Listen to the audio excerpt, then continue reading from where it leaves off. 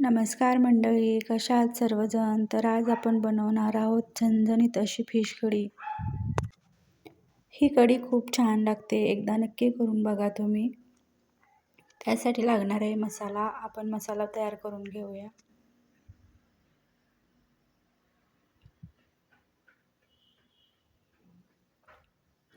जिरे, तीळ, खोबरे, लसूण आणि कोथिंबीर मिक्सरला बारीक करून घेऊया.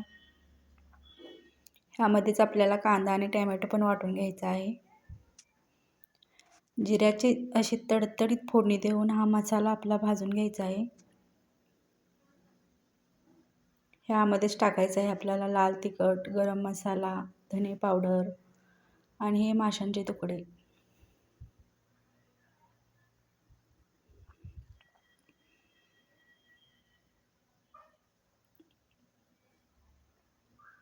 गरम पाणी घालूया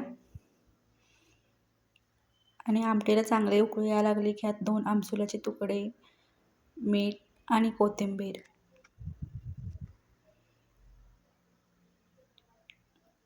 बघू शकता आपली कढी तयार आहे.